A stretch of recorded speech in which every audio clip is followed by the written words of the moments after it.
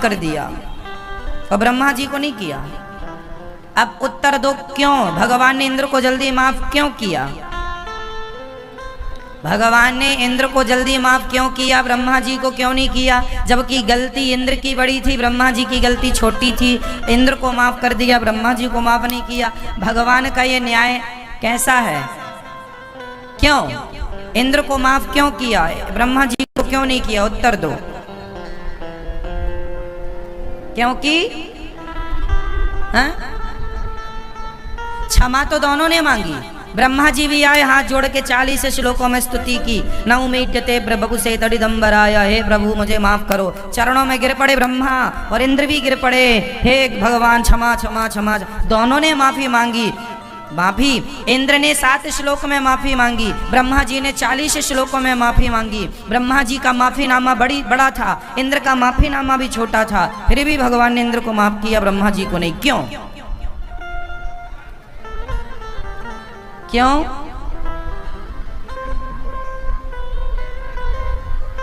उत्तर बता दूं? बता दूं? किस किस को बता दूं? सबको? मैं आपको नहीं बताऊं? आप नहीं सुनेंगे? थोड़ा हाथ वाथ उठाते रहोगे तो ठीक रहेगा, स्वास्थ्य के लिए ठीक होता है एक्सरसाइज करना। बता दूं मेरी माँ, गलती ब्रह्मा जी ने भी की, गलती इंद्र ने भी की। माफीनामा दोनों ने लिखित में दिया, क्षमा मांगी, खूब माफी मांगी, पर भगवान ने इंद्र को जल्दी माफ किया। क्योंकि गलती तो दोनों की थी, पर गलती ब्रह्मा ने ये की कि भक्त को भगवान से दूर कर दिया। भक्त को, जो ब्रजवासी थे, बछड़े थे, उन्हें ब्रह्मा जी ने भगवान से क्या कर दिया? दूर दूर छिपा दिया ना। और इंद्र ने पानी बरसाया तो भगवान ने उठाया गिरिराज जी। तो जो भगवान से दूर थे वो सब एक ही छाया में आ गए। जो कभी भगवान से मिले नहीं, दर्शन किए नहीं, तो उन सब ने आज भगवान का खूब जी भर के दर्शन किया। तो भगवान ने कहा, इंद्र गलती तो तुमने बड़ी की है, पर मेरे भक्तों से मेरा मिलना हो गया, मैं भक्तों से मिलकर प्रसन्न हुआ, इसलिए मैं आपको जल्दी माफ कर रहा हूँ। भगवान तब प्रसन्न होते हैं जब भगवान अपने भक्त से मिलते हैं। इसलिए भक्त को और भगवान को दोनों को कभी दूर नहीं करना चाहिए। भगवान कहते हैं मुझे गाली दे दोगे मैं बर्दाश्त कर लूंगा, पर मेरे भक्तों के साथ, मेरे भक्तों के हाथ लगाया ब्रह्मा जी ने, भगवान जी ने ब्रह्मा जी को भी फिर खूब नाच नचाया।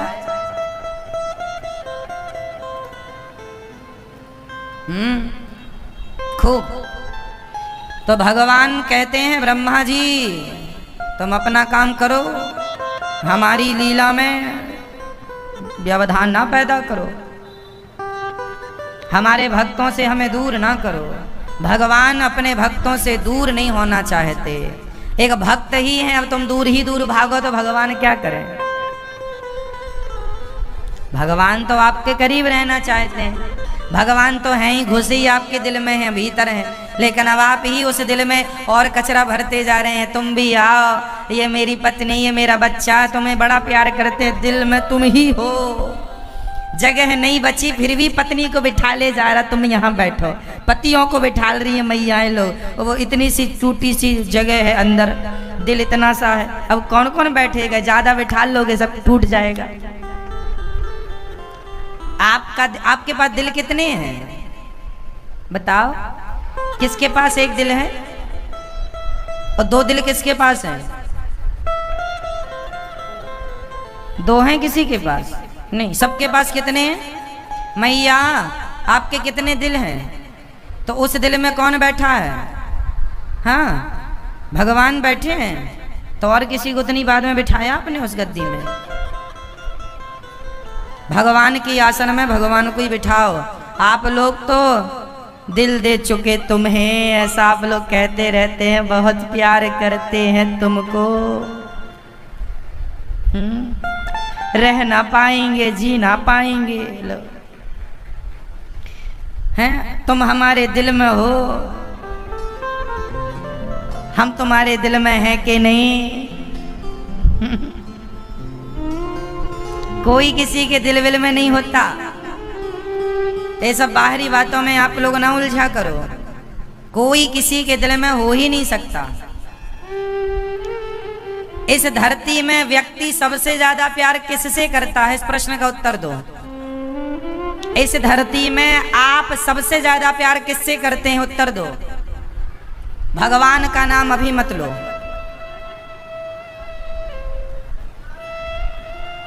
आप सबसे ज्यादा प्यार अभी भगवान से करते हैं, अच्छा है, पर भगवान को अभी हमने इस ऑप्शन में, इस उत्तर में भगवान को अभी एक समझाने के लिए हम बात कर रहे हैं, इसलिए हम बताना चाह रहे हैं, कुछ और बताना चाह रहे हैं हम आपको।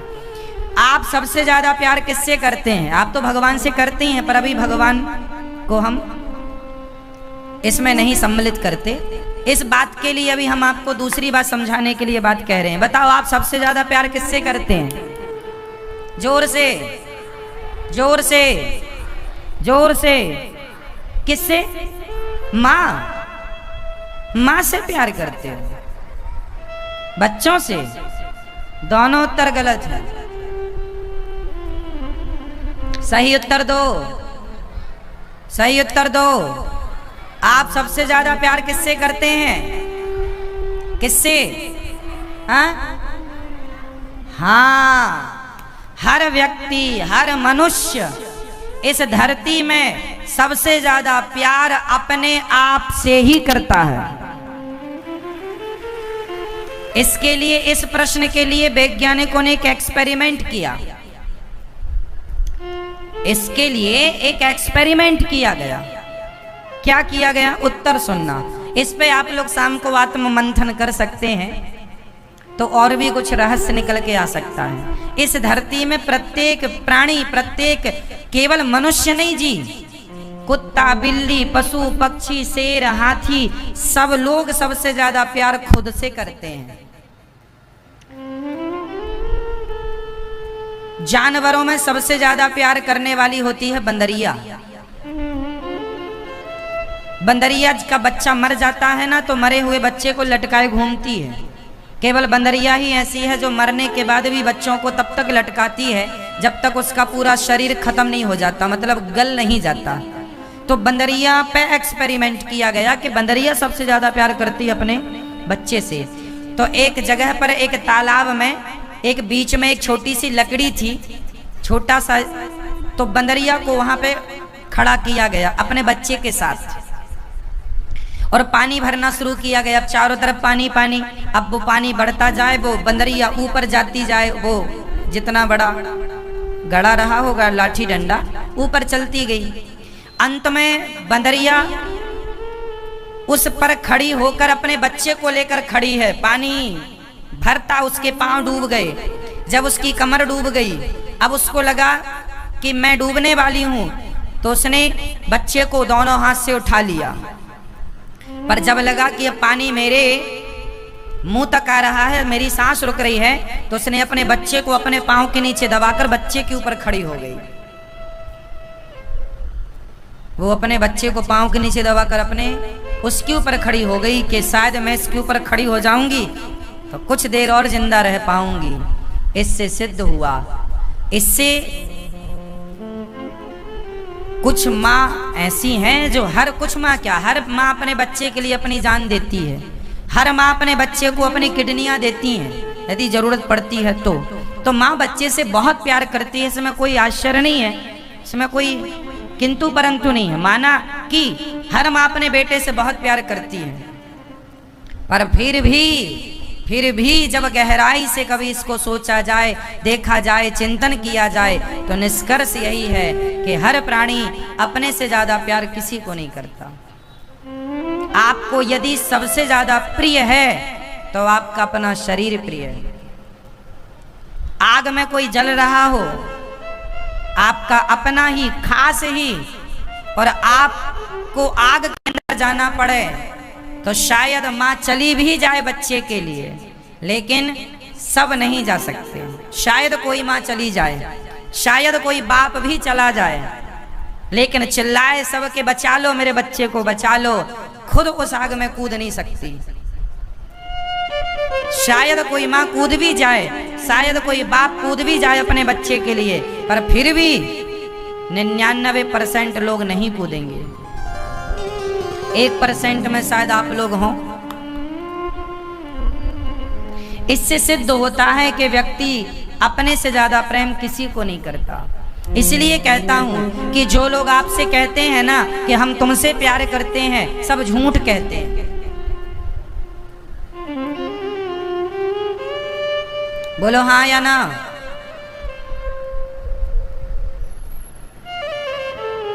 झूठ कहते हैं कि हम तुमसे प्यार करते हैं। कोई किसी से प्यार व्यार नहीं करता। कहने की बातें हैं, कसमें वादे प्यार वफा सब बातें हैं, बातों का क्या।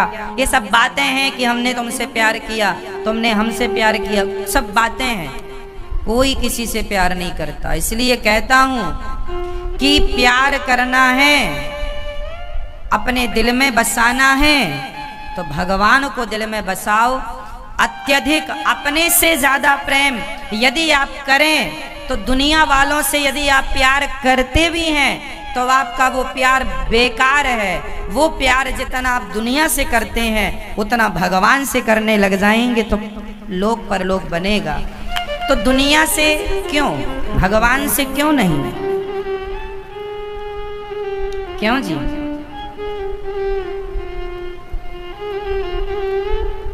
भगवान से करो।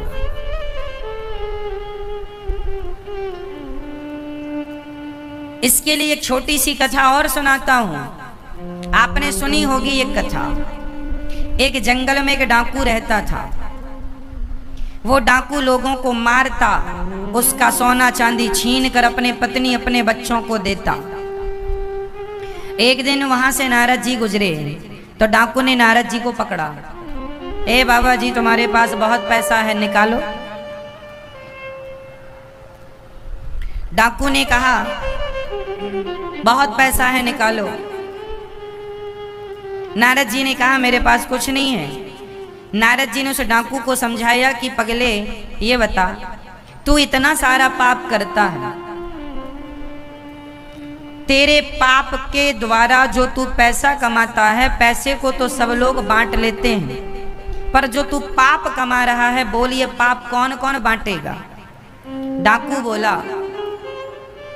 कि जब मेरी पत्नी, मेरा पुत्र, मेरा पिता, मेरा परिवार, मेरा धन बांटता है तो मेरे पाप को भी वो लोग बांटेंगे।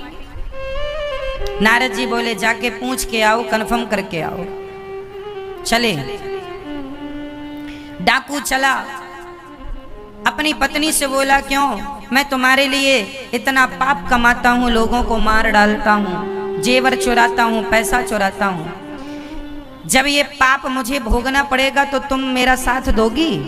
पत्नी बोली पाप तो अपना अपना भोगना पड़ता है, मैं चाह करके भी आपका साथ नहीं दे पाऊंगी। मैं धन तो बांट सकती हूँ आपका, पाप नहीं बांट सकती। पिता के पास गया, पिताजी मेरा पाप आप बांट लो। पिताजी बोले नहीं बेटा, पाप तो चाह करके भी नहीं बांट सकते, संपत्ति लाया हो तो बता, हम बंटवारा करते हैं, बाकी पाप आप तो तुझे ही भोगना है। माँ के पास गया, माँ मेरा पाप भोगोगी? माँ बोली बेटा आज तक तो किसी ने पाप नहीं भोगा किसी का, अपना अपना भोगना है। बेटे के पास गया, बेटा तुम मेरा पाप भोगो। सबने हाथ खड़े कर दिए। अंत में वो डाकू आया और नारद जी के चरणों में गिर पड़ा, महाराज मैंने ये परिवार के लिए कितना पाप किया है, अब तो वो पाप, मेरा धन तो सब बांट लेंगे, मेरा पाप कोई नहीं बांटेगा। यही है मेरी माँ, धन को बांटने वाले हजार हैं, पाप को बांटने वाला कोई नहीं। पाप तो केवल आपको भोगना है। आपकी संपत्ति के उत्तराधिकारी बहुत लोग हो सकते हैं, आपके धन के, आपकी प्रॉपर्टी के उत्तराधिकारी बहुत हो सकते हैं, पर आपके पापों का उत्तराधिकारी तो केवल आप हैं, कोई और नहीं हो सकता। जब आप ही को भोगना है, कोई नहीं भोग सकता, तो प्रेम दुनिया से क्यों करें? प्रेम दुनिया से क्यों करें? दुनिया तो छोड़ के जाएगी। आप अपने पति से प्यार बहुत करती हो तो पति एक दिन छोड़ के चला जाएगा, फिर कैसे करोगी प्यार? फिर तो चला ही गया। पत्नी भी एक दिन प्यार करते हो तो छोड़ के चली जाएगी, करते हो तो कैसे करोगे? अब तो चली गई। माँ से प्यार बहुत करते हो तो माँ भी एक दिन छोड़ के जाएगी, बाप भी एक दिन छोड़ के जाएगा, बेटा भी एक दिन छोड़ के जाएगा। तुम्हारा यहाँ अपना कोई नहीं, सब कुछ दिन के मेहमान हैं। इसलिए ये दुनिया के लोगों से प्यार कर सकते हो फिर भी मत करो, और करते हो तो ये आपकी सबसे बड़ी अज्ञानता। तो महाराज जी फिर बिना प्यार के ये गृहस्थी कैसे चलेगी हमारी? प्यार तो करना ही पड़ेगा थोड़ा बहुत। हाँ, थोड़ा बहुत करो, थोड़ा बहुत करिए। कितना करें महाराज जी? इतना जितने से व्यवहार चल सके, रिश्ते चल सके, इतना पर्याप्त है, उतना कर लो। और दुनिया को दिमाग में रखा करो, पत्नी पुत्र परिवार पैसे को दिमाग का विषय है ये। पत्नी को दिल से नहीं, दिमाग पे रखो। दिल में केवल भगवान हो, केवल गोविंद। दिल भगवान के लिए खाली हो, बिल्कुल सेपरेट हो। पत्नी को कहाँ बिठाएं फिर? दिमाग में। क्यों दिमाग में बिठाएं? पत्नी मर जाएगी, पति मर जाएगा, दिमाग में होंगी तो जल्दी निकाल दोगे आप लोग। वो दिल में पति पत्नी बैठ गए तो मरने के बाद भी फिर तुम और मरो उनके लिए, रोते रहो पति नहीं है, पति नहीं है, पति चले गए, पत्नी मर गई, पत्नी मर गई, फलाना मर गया। तुम्हारे रोने से वापस आ जाएगा? आ जाए तो हम सब लोग मिलकर रो लेते हैं। क्यों जी? ये सच्चाई है कि जो आज आपके पास है वो एक दिन आपके पास नहीं होगा, बस ये सच्चाई है। जो आज आपका है वो कल आपका नहीं होगा, खत्म बात। अब आप ये बात आज ही समझ लो या 10 साल बाद समझना, या पत्नी और पति मरने के बाद समझ में आएगी आपके। कोई दो में से, तुम पति पत्नी दो में से एक लोग पहले जाएगा। कौन जाएगा ये मुझे आइडिया नहीं, मुझे ज्ञान नहीं, पर जाएगा। इसलिए जब जाएगा तो रोने बैठोगी। पत्नियां कैसे रोती हैं पतियों के जाने पर, और पति लोग कैसे रोते हैं पत्नियों के जाने पर। तुम ये अभी से दिमाग तैयार करके चलो ना कि हम दोनों में एक नहीं रहेगा। उस समय ये हमारा धन रहेंगे, ये हमारा साथ निभाएंगे, तो बाद में रोने से अच्छा है पहली प्लानिंग करो ना। आदमी बीमा करा के बुढ़ापे की प्लानिंग करता है कि नहीं? क्यों जी? आपने भी बीमा करा रखा होगा बुढ़ापे के लिए। तो जब बुढ़ापे की तैयारी अभी से है तो फिर ये तैयारी क्यों नहीं करते एक दिन के तुम्हारे अपना साथ नहीं देगा, उसकी भी तैयारी करते चलो ना संग संग। रोना नहीं पड़ेगा, आपके लिए बता रहा हूं, बाद में नहीं फिर आपके रोने से भी कोई लाभ नहीं। फिर आप भगवान को गालियां और दोगे, इतने भक्ति करते थे, हम तो जोड़े से बिहारी जी के दर्शन करने आते थे, आपने तो हमारी जोड़ी उजाड़ दी, हम अकेले आ रहे हैं। भगवान को दोष लगाओगे आप लोग? दुनिया लगाती है ना दोष भगवान को, भगवान ने ऐसा कर दिया। भगवान कुछ नहीं करते, भगवान तो आपसे प्यार करते हैं। भगवान तो कहते हैं जितनी आपकी उम्र थी उतनी आपने भोग ली, वापस आना है तो आना ही है। ये तो वापसी है ना। इसलिए मौत से डरो मत, मौत का सामना करो, समझो। मृत्यु से भयभीत ना हुआ करो, मौत को भी गले लगाना सीखो। प्रसन्न रहो उस मृत्यु के दौर पर भी। और मृत्यु किसी की भी हो, ज्यादा उथल पुथल मचाने की जरूरत नहीं है। ये सच्चाई, इस धरती का सबसे अटल सत्य मृत्यु ही है।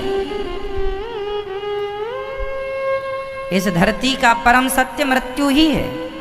इसलिए अपने आप को तैयार रखो, हर समय के लिए, हर सिचुएशन के लिए, हर परिस्थिति के लिए।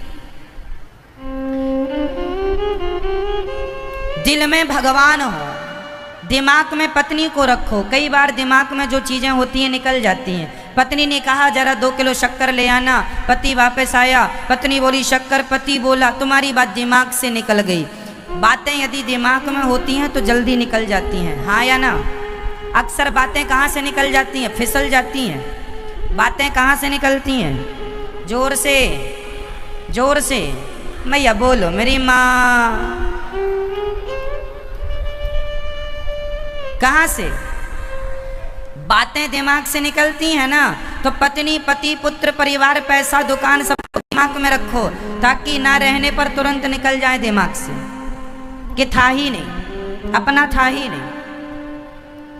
अब आप लोग ना ये सब चीजें दिल में, और दिल में कोई चीज हो तो निकलती नहीं। आप लोग सब उल्टा सुल्टा करे बैठे हैं। दिमाग की चीज को दिल में, दिल की चीज को दिमाग में। भगवान दिल में हो, इसलिए भगवान की प्रार्थना, भगवान की स्तुति दिल से होनी चाहिए। लेकिन आप भगवान की स्तुति में दिमाग लगाते रहते हैं। भगवान में दिमाग ना लगाया करो, भगवान में दिल लगाया करो। दिमाग दुनिया में लगाया करो, दिमाग पत्नी में लगाओ, है ना। और पत्नियां और पति लोग ये खराबी दिमाग ही करते। तुमने दिमाग खराब कर दिया। कोई ये नहीं कहता तुमने दिल खराब कर दिया। पत्नी क्या खराब करती है और पति क्या खराब करता है? बोलो। बच्चे क्या खराब करते हैं? दिमाग खराब कर दिया पूरा हमारा। मैया क्या खराब करते हैं लोग आपका? बोलो। दिमाग। तो दुनिया के लोग आपका दिमाग खराब करते हैं। तो जब दिमाग खराब करते हो तो इनको दिमाग में ही रखो ना। भगवान को कहाँ रखेंगे? भगवान की प्रार्थना कहाँ से करेंगे? दिल से। और दुनिया को प्रसन्न कहाँ से करेंगे? दिमाग से। दुनिया के रिश्ते दिमाग से चलाओ, भगवान की भक्ति दिल से करो। आप उल्टा कर रहे हैं। भगवान में तो लगाते हैं दिमाग कि ये भगवान काले क्यों हैं, ये बिहारी जी पत्थर के हैं कि इंसान हैं कि क्या है, बोलते क्यों नहीं? भगवान में दिमाग ना लगाओ, तुम्हारा दिमाग लगेगा ही नहीं वहाँ, क्योंकि वो दिमाग का सब्जेक्ट ही नहीं है, वो तो दिल का सब्जेक्ट है साहब। दिल लगाओगे तो कुछ समझ में आएगा। भगवान दिमाग का विषय नहीं है, भगवान तो दिल का है। वो पत्नी किसका सब्जेक्ट है? वो पति किसका? सिंपल है। ये रिश्ते नाते भी बहुत कठिन नहीं है, बस फॉर्मूला पता होना चाहिए। अब आप लोग दिमाग की चीज दिल में रख लेते हैं। पत्नी ने कुछ बोला, पति ने कुछ बोला, टेंशन, सो नहीं रहे, उल्लुओं की तरह टुकुर टुकुर ताक रहे हैं, रात पूरी रात जाग रहे हैं। और जाग जाग के रो के क्या हुआ? पति ने कुछ बोल दिया, पत्नी ने कुछ बोल दिया, जाग जाग के ये ऐसा बोल दिया, रो रहे हैं, ऐसा कह दिया, ऐसा बिल्कुल नहीं उम्मीद थी कि ऐसा बोलेगी, ऐसा बोलेगा। लो भैया दिमाग खराब कर लिया और टेंशन कर ली, डिप्रेशन में चले गए, खाना पीना बंद कर दिया, हॉस्पिटल पहुंच गए, मर रहे हो, तड़प रहे हो, सारा उल्टा हो जाएगा। क्यों मैं सही है? पति को कहाँ रखोगी? अब पति को भी दिमाग में रखना और पति की बातों को भी दिमाग में रखना, पत्नी को भी दिमाग में रखना और पत्नी की बातों को भी दिमाग में रखना। बेचारी जो कहे सवेरे शाम तक दिमाग से आउट कर देना, खत्म बात। अब दिल में रखोगे तो 2 साल बाद भी याद रहेगा, वो बातें चुभती रहेंगी, चुभेंगी तो चुभेंगी आपको, मरना फिर, परेशान होना। गुरुजी बहुत परेशान हैं, बहुत बातें चुभ रही हैं। काहे तुमने बातों को अंदर घुसाया है? किसने बोला था? काहे अपने पाँव में कुल्हाड़ी मार रहे हो? क्यों नहीं हिसाब किताब से जिंदगी जीते हो? जैसा सिद्धांत है वैसे रास्ते पर क्यों नहीं चलते?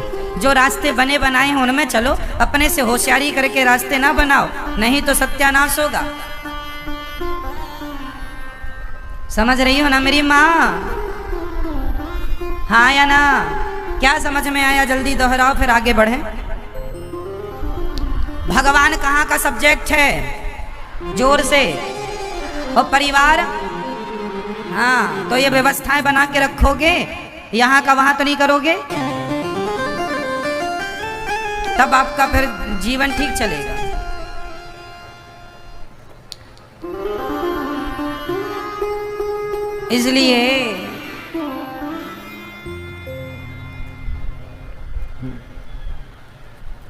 इसलिए हम कहते हैं हाँ, अब किसी महफिल में जाने की हमें फुर्सत नहीं,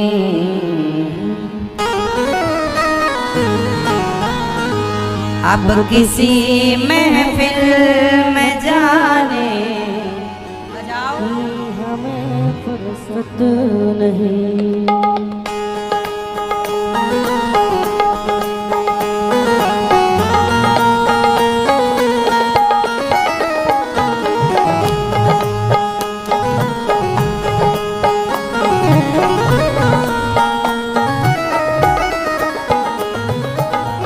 अब किसी महफिल में जाने की हमें फुर्सत नहीं। अब किसी महफिल में जाने की हमें फुर्सत नहीं। अब किसी महफिल में जाने की हमें फुर्सत नहीं। अब किसी महफिल में जाने की हमें फुर्सत नहीं। जय हो।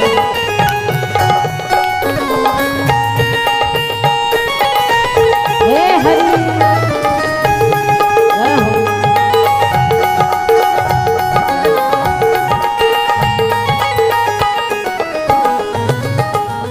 एक था दिल मिल गया वो शाम से। एक था दिल मिल गया वो शाम से। एक था दिल मिल गया वो शाम से। एक था दिल मिल गया वो शाम से। अब कहीं दिल को लगाने की हमें फुर्सत नहीं। अब कहीं दिल को लगाने की हमें फुर्सत नहीं। हमारा एक ही दिल था और वो भगवान में लग गया है। एक था दिल मिल गया वो शाम से। एक था दिल मिल गया वो शाम से। अब कहीं दिल को लगाने की हमें फुर्सत नहीं।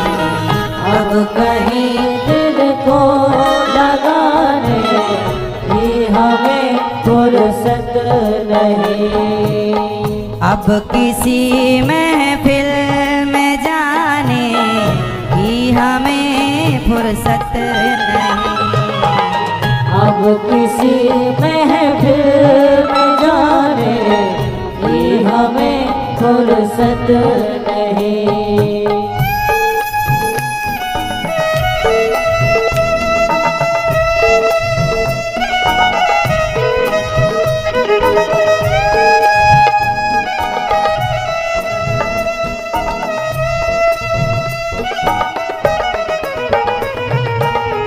बेवफा दुनिया ये हमसे पूछती।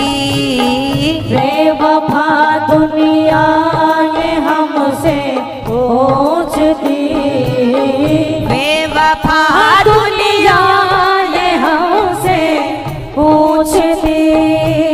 बेवफा दुनिया ये हमसे पूछती। अब किसी को कुछ बताने की हमें फुर्सत नहीं। अब किसी को कुछ बताने की हमें फुर्सत नहीं।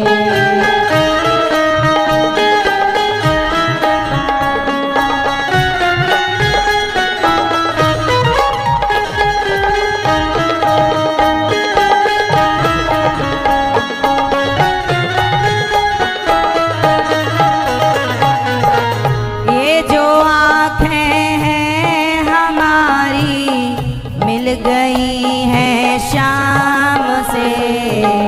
ये जो आँखें हैं हमारी मिल गई है शाम से। ये जो आँखें हैं हमारी मिल गई है शाम से। ये जो आँखें हैं हमारी मिल गई है शाम से। अब कहीं नजरें मिलाने की हमें फुर्सत नहीं। अब कहीं नजरें मिलाने की हमें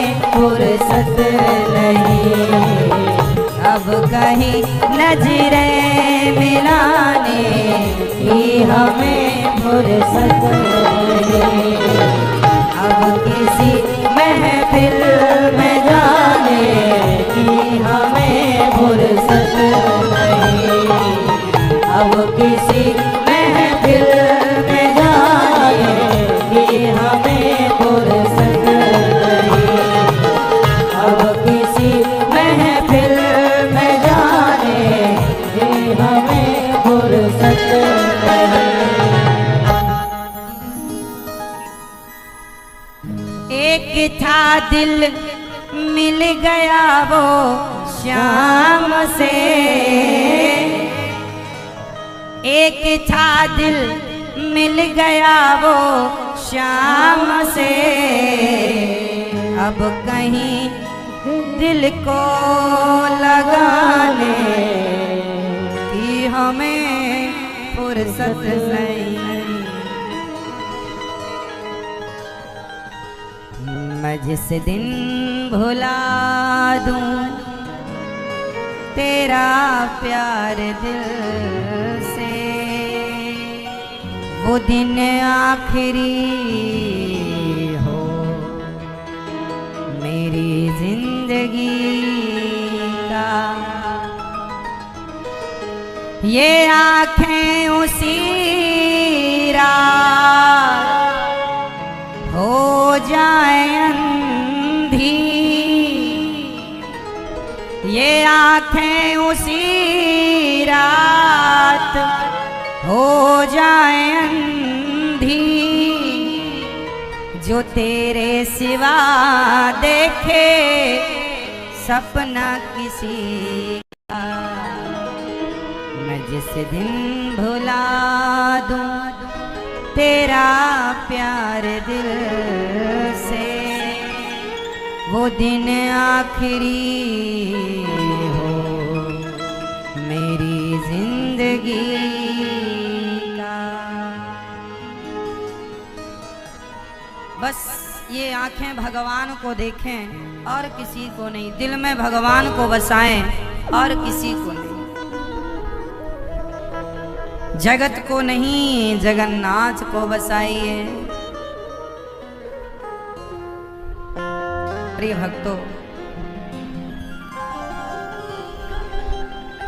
भगवान ने गिरिराज जी को उठाया, इंद्र शरण में आए, गिरिराज जी को स्थापित कर दिया और भगवान ने अपने भक्तों की रक्षा की, लाज बचाई। तो भगवान अपने भक्तों से बहुत प्यार करते हैं। यदि कोई भक्त उनसे प्यार करे तो भगवान कहते हैं मैं तुम्हारा ही हूं, है ना। भगवान हमसे बहुत दूर नहीं है मैया, बस ये आंखों का पर्दा, माया का पर्दा हट जाए तो भगवान सामने ही है। बहुत दूरियां नहीं है भक्त और भगवान में। आज भगवान ने गिरिराज जी को स्थापित करके उत्सव मनाए तो नंद बाबा को वरुण देवता ले गए, बाद में छुड़ाया और सारे ब्रजवासियों को वैकुंठ का दर्शन कराया। वैकुंठ जाकर ब्रजवासियों ने कहा कन्हैया, जो सुख वृंदावन में है वो सुख वैकुंठ में नहीं है। आज आपको मैं बता दूं कि जब भगवान श्री कृष्ण अपनी लीला करने इस धरती पर आए तो भगवान ने अपने आने से पहले वैकुंठ का एक टुकड़ा वृंदावन के रूप में, ब्रज 84 कोस के रूप में वृंदावन के एक टुकड़े को, वैकुंठ के एक टुकड़े को स्थापित किया। और ये वैकुंठ है, भगवान ने इस धरती पर लीला की तो ये धरती नहीं, ये धरती का वैकुंठ है वृंदावन, ये धरती का वैकुंठ है। भगवान ने वैकुंठ को भेजा कि जाओ हमारे लिए वहाँ व्यवस्था करो। तो एक रूप में वैकुंठ भगवान के वैकुंठ के रूप में और दूसरे रूप में एक रूप से वैकुंठ यहाँ है। क्यों जी? जैसे एक आदमी का कारोबार भारत में भी है और अमेरिका में भी है, वो यहाँ का बिजनेस भी संभालता है, वहाँ का भी। उसी प्रकार वैकुंठ एक रूप से वहाँ भी है और एक रूप से यहाँ भी है।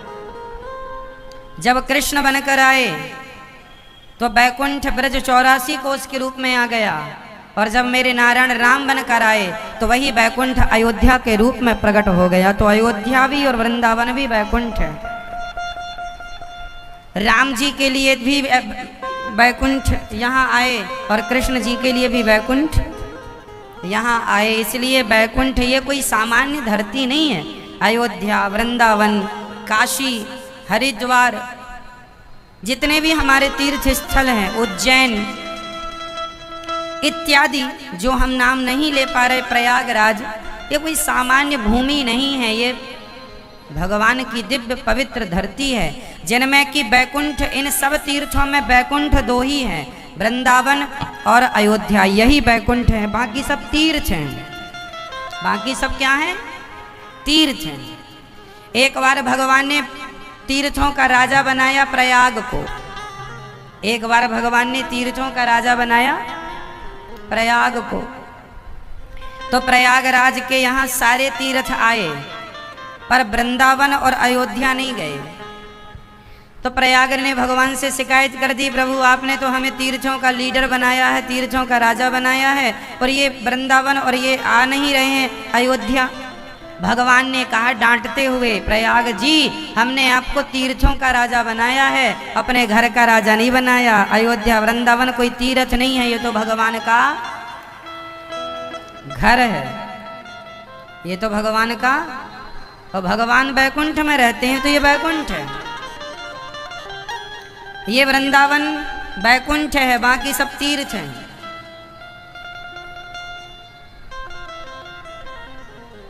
है ना मैया? इसलिए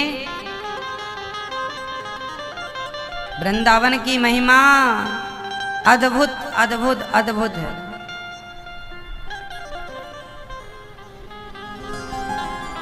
वृंदावन में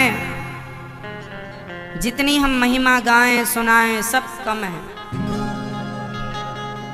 आप लोगों से मेरी विनती यही है कि आप लोग अपने जीवन में वृंदावन जरूर आइए। एक बार बिहारी जी का अपनी आंखों से दर्शन जरूर कीजिए।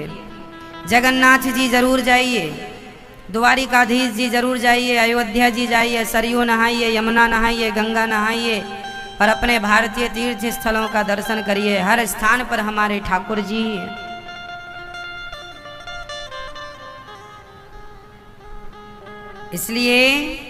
इसलिए वृंदावन की महिमा प्यारे कोई ना जाने।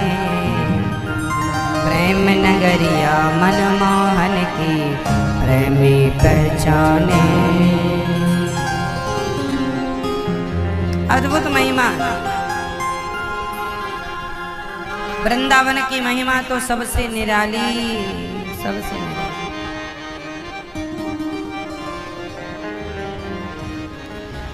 सारे ब्रजवासियों ने वैकुंठ का पावन दर्शन किया और बोले वृंदावन से अच्छा कुछ नहीं है। वृंदावन में भगवान सुलभ है। वृंदावन में जो बिहारी जी हैं, राधा रमण जी, राधा वल्लभ जी है, भगवान सुलभता से मिल जाते हैं। क्यों मैया? वृंदावन के ठाकुर तो इतने सुलभ हैं कि रिक्शे वाला 10-20 रुपए ले करके आपको भगवान से मिला देता है। जाओ ये रहा भगवान का धाम, जाके दर्शन करो। यहाँ तो रिक्शा वाला भी आपको भगवान तक पहुंचा देता है। क्यों? तो वृंदावन आए हैं आप लोगों ने। वृंदावन में क्या क्या दर्शन किया? वृंदावन आप लोग घूमने आए हैं कि दर्शन करने आए हैं? जोर से बताओ। हाँ मैया, घूमने आई हो? वृंदावन कोई घूमने की जगह नहीं है। वृंदावन में घूमना नहीं है, वृंदावन में तो ठाकुर जी का अनुभव करना है, बिहारी जी का अनुभव करना है। और सुनो, बिहारी जी केवल बिहारी जी के मंदिर में मिलेंगे ऐसा नहीं। आप श्रद्धा से परिक्रमा लगा रहे हैं तो परिक्रमा लगाते हुए भी आपको भगवान का दर्शन हो सकता है। किस रूप में होगा वो बिहारी जी जानते हैं। यहाँ भगवान सुलभ है, यहाँ भगवान हो सकता है यहीं कथा सुन रहे हो आपके बगल में बैठे। यहाँ के ठाकुर केवल मंदिर में नहीं है, यहाँ के ठाकुर तो छोटे कन्हैया है ना, बच्चे घर में नहीं रुकते जल्दी, वो तो घूमते रहते हैं। छोटे छोटे बच्चे घर में, हमारे कन्हैया वृंदावन में वृंदावन के किसी भी मंदिर में आपको घंटा नहीं मिलेगा।